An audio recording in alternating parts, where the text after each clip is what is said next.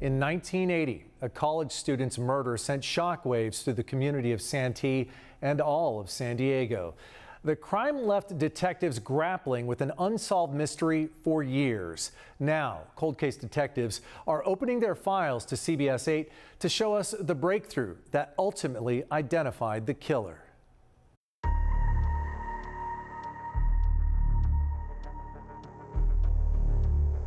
Michelle Wyatt was a vibrant 20-year-old college student who worked in a grocery store.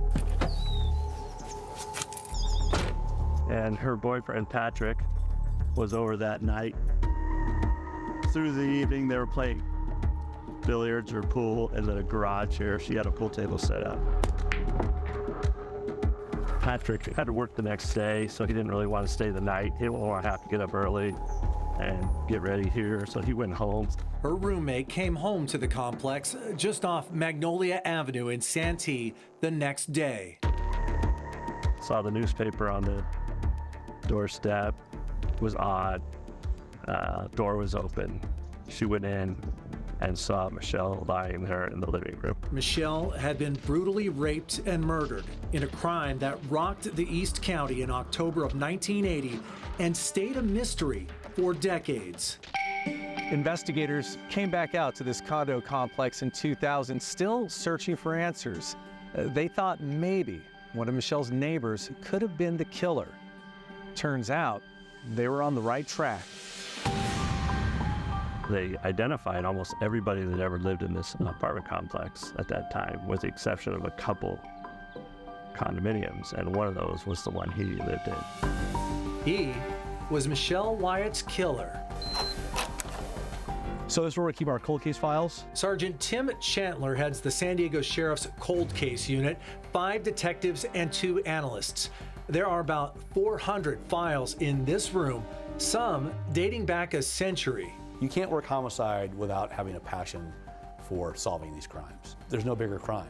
And then once you're here and you see what's done to people, people have to answer for that. In the last decade, new DNA technology called investigative genetic genealogy has helped the San Diego Sheriff's Cold Case Unit solve 6 murders. The process includes uploading suspect DNA to public websites like Ancestry.com and creating a profile that is then uploaded again into those websites. If we have DNA at the scene, our victim's DNA or suspect DNA, we will take that and build a family tree to try and identify our suspect or our victim if they're unknown. From there, they might reach out to relatives of their suspect in their search for answers. As much as they don't want their loved one or their family member to be responsible for a murder, it's amazing how they do help. As a kid, Detective Patterson delivered newspapers to Michelle Wyatt's condo complex. That's one of several coincidences that made the case feel close to him. To this day, I still hang out with my friends that I've known all my life. And it's just, having someone killed in Santee like that, just, I don't want to say gave me more motivation, it just hit home. Patterson and his team found Michelle's killer using IgG. He had slipped right under investigators' radar. Later on in the investigation, we discovered that John Patrick Hogan, the person that killed her, actually lived down around by the pool here at one point. I don't believe he was living here at the time he killed her. But John Patrick Hogan would never answer for Michelle's murder. He died of a drug overdose on October 9th, 2004.